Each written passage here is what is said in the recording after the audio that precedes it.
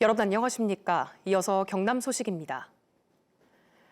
사천공항에서 제주 하늘길을 운항했던 소형 항공사 하이에어가 적자 경영으로 법원에 기업회생 절차를 신청했다는 소식 전해드렸는데요. 장기간 중단이 예상되는 사천공항의 제주 노선에 최근 대한항공이 다시 취항 절차를 준비하는 것으로 확인됐습니다. 보도에 박기원 기자입니다. 2020년 사천과 제주 하늘길을 다시 연 하이에어. 대형 항공사의 이딴 철수로 사천공항에서 제주를 오가는 유일한 항공사였습니다. 하지만 2년 연속 100억 원대 적자가 이어지면서 법원에 기업 회생 절차를 신청했습니다. 경남과 울산 등으로부터 한 해 보조금 12억 원을 받았지만 경영난을 피하지 못했습니다. 하이에어는 운항 휴무 기간을 다음 달 말까지 한 차례 늘린다고 공지했지만 운항 재개 여부는 안개 속입니다. 네, 지금 다 안 받죠. 사무실에 사람이 많이 없어요. 최소 인력만 있어가지고.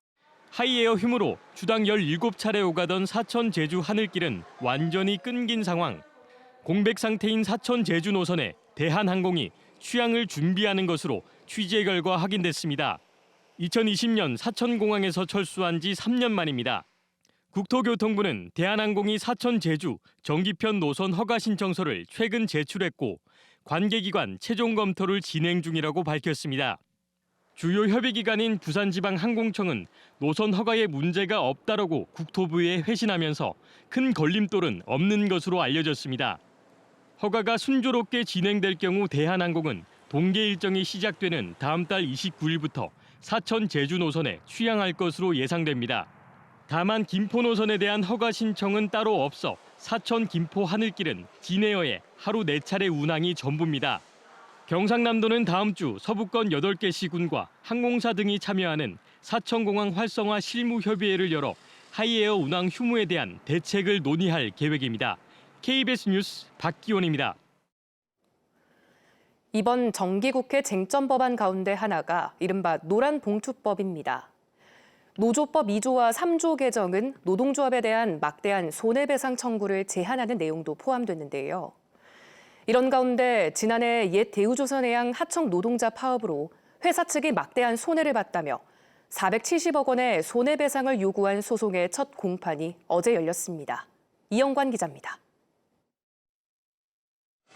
지난해 여름 철제 구조물에 몸을 가두고 조선소 도크를 점거한 하청 노동자들.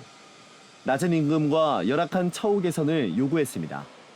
51일 만에 파업은 끝났지만 사측은 큰 손해를 입었다며 손해배상 청구 소송을 냈습니다. 하청노조 간부 5명에게 470억 원을 배상하라는 내용입니다.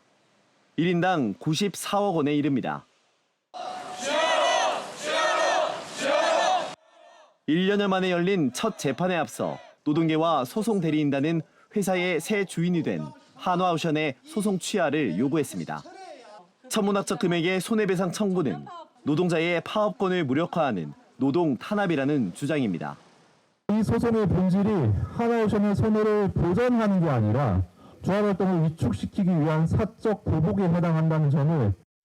반면 한화오션 측은 생산시설에 대한 장기간 무단 점거로 막대한 피해를 입은 회사로서는 법원의 판단이 필요하다며 소송 취하 의사가 없음을 분명히 했습니다. 재판부는 첫 재판에서 당시 하청 노동자의 점거가 실제 선박 건조에 어떤 영향을 줬는지 양측에 설명을 요구했습니다. 또 470억 원 산정에 대한 보완도 필요하다고 밝혔습니다. 파업으로 생산량이 줄어도 추가 근무 등으로 매출이 실제 줄어들지 않았다면 그 부분은 손해로 봐선 안 된다는 지난 6월 대법원 판단을 고려한 겁니다. 21대 국회에서 이른바 노란봉투법 개정 논의에 물꼬가 된 이번 사건의 다음 재판은 12월 이어집니다. KBS 뉴스 이형관입니다. 지방 소멸에 대응하고 경남의 지방시대 청사진을 준비할 경상남도 지방시대위원회가 공식 출범했습니다. 경남 지방시대위원회는 37조 원 규모 사업 계획을 심의했는데요. 지방시대 실현을 위해 정부의 의지와 예산 뒷받침이 중요합니다. 보도에 손원혁 기자입니다.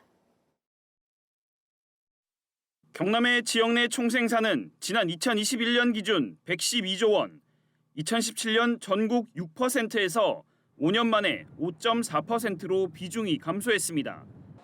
창업 기업 수는 5년 동안 계속 줄었고 창업 혁신 생태계 경쟁력 종합 지수도 전국 14위로 하위권입니다.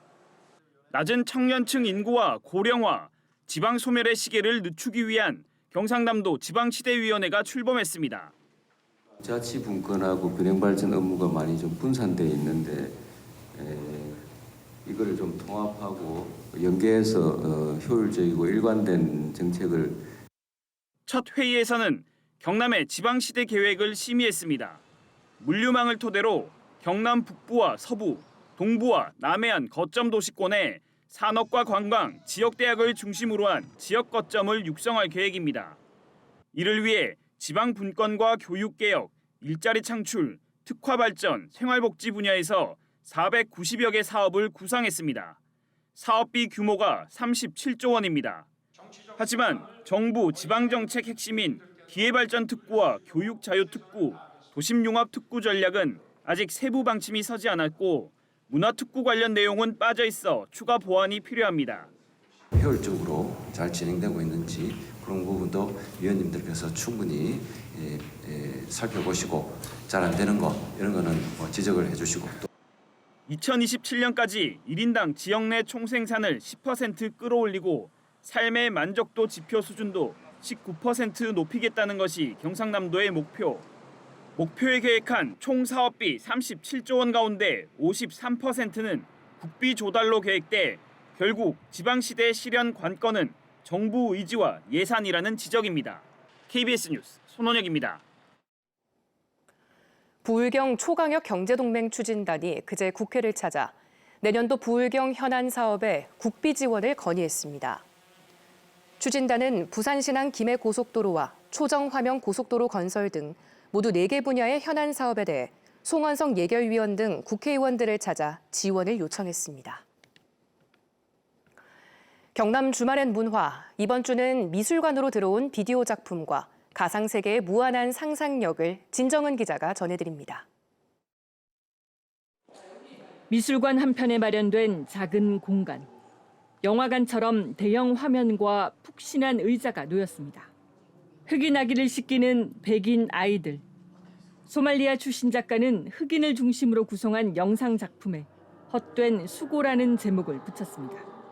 서아프리카에 파견된 프랑스 대사의 아내는 공허한 삶을 달래기 위해 어릴 적 꿈을 다시 꿉니다. 경남 도리미술관이 17회 부산국제비디오 아트페스티벌의 선정작 등 13점을 동시 상영하는 협력 전시를 마련했습니다. 비백인, 흑인 혹은 소외계층, 여성, 그런 노동자, 그들과 우리의 삶 속에서 어떻게 얽혀 있고 어떻게 관계하고 있는지 그런 이야기를 담고 있는 영상들이 330제곱미터 공간 안에서 7m에 달하는 수십 개의 폴리카보네이트 사이로 다양한 빛이 빠르게 유영합니다. 작가는 문신의 초기 작품 인간이 살 수 있는 조각에서 영감을 얻은 설치 작품으로 우리가 살고 있는 공간에 대해 질문을 던집니다. LED 광선이 빠르게 흐르고 있는데요. 이런 것들이 마치 우리가 살고 있는 세계가 끊임없이 변화하고 있는 유동적인 속성을 가지고 있고 하나의 의미로 규정할 수 없다는 것을 어떻게 연상케 한다고 할까요? 규칙적으로 겹쳐지는 모듈. 실제 우주에서 녹음된 소리를 배경으로 문신이 프랑스에서 작업하던 모습을 3차원 조형 세계로 상상했습니다. 문신이 도불 당시에 그 라브렐 고성을 수리할 때 이 벽돌을 하나하나 얹혀가는 것들을 상상해보며 본인은 폴리카보네이트 모듈을 하나하나 겹쳐서 이 가상의 공간에 구축하는. 창원시립 마산 문신미술관이 마련한 정혜련 작가의 인간이 살 수 있는 조각 어스2는 11월 5일까지 이어집니다. KBS 뉴스 진정은입니다. 밤사이 찬 공기가 남하하면서 선선하게 출발하는 아침입니다. 오늘 창원의 아침 최저 기온은 18.6도로 어제보다 2도가량 낮았는데요. 내일은 아침 기온이 17도까지 낮아지면서 아침과 낮의 기온차가 10도 안팎으로 크겠습니다. 당분간 일교차가 크겠으니 건강관리에 유의해주셔야겠습니다. 한편 주말인 토요일과 휴일인 일요일에도 우리 지역은 구름만 가끔 지나면서 비교적 맑은 날이 이어지겠습니다. 한낮 기온은 26도 안팎으로 예년보다 높겠습니다. 오늘 우리 지역은 고기압의 가장자리에서 가끔 구름만 지나겠습니다. 자외선 지수는 높음 단계 예상됩니다. 자세한 지역별 기온 살펴보겠습니다. 현재 기온 창원이 21도, 창녕이 19도를 보이고 있습니다. 한낮에는 창원이 27도, 거제가 26도로 어제와 비슷하거나 조금 높겠습니다. 서부 지역도 진주가 20도, 거창이 19도로 출발하는 아침이고요. 한낮에는 진주가 27도, 거창 26도 예상됩니다. 바다의 물결은 먼바다를 중심으로 최고 2.5m로 비교적 높게 일겠습니다. 당분간 별다른 비 소식 없이 구름만 가끔 지나겠고 아침과 낮의 기온차가 크겠습니다. 날씨였습니다.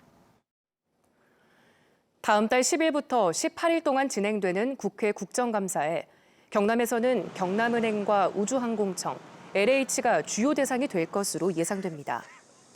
국회 정무위원회는 경남은행의 거액 PF 금융사고에 대해서 따질 것으로 예상되고 과학기술정보방송통신위는 우주항공청 특별법 통과를 지켜본 뒤 향후 일정과 조직 위상 등을, 국토교통위는 LH 부실공사를 집중 거론할 것으로 전망됩니다. 경상남도 의회가 어제 본회의를 열고 조례안 15건과 건의안 8건 등 36개 안건을 처리했습니다. 정부의 정책 반영을 촉구하는 건의안으로는 가덕도 신공항 명칭을 이순신 국제공항으로 해달라는 안건과 거제시에 한아세안 국가정원을 조속히 건설해달라는 안건이 통과됐습니다. 또 거제에서 마산을 연결하는 국도 5호선 해상도로 건설을 촉구하는 건의안도 가결됐습니다. 경남경찰청이 약사법 위반 혐의로 약사 A씨 등 9명을 입건해 수사 중입니다. 이들은 약사 면허 없이 약국을 개설해 운영하거나 면허를 빌려준 혐의를 받고 있습니다. 경찰은 지난해 경상남도 특사경으로부터 사건을 넘겨받아 지난달 해당 약국을 압수수색했고 압수물을 분석 중이라고 말했습니다. 창원지법은 아동학대 치사 혐의로 재판에 넘겨진 20대 A씨에게 징역 10년을 선고했습니다. A씨는 지난해 3월 창원의 주거지에서 생후 76일 된 아기를 방치해 숨지게 한 혐의로 재판에 넘겨졌습니다. 재판부는 친모 A씨가 출생 신고를 하지 않고 아기를 병원에 데려가지 않는 등 죄책이 무겁지만 친부가 처벌받지 않는 점 등을 고려할 때 A씨에게만 책임을 부담시키는 것은 가혹해 보인다고 판시했습니다. 뉴스를 마칩니다. 시청해주신 여러분 고맙습니다.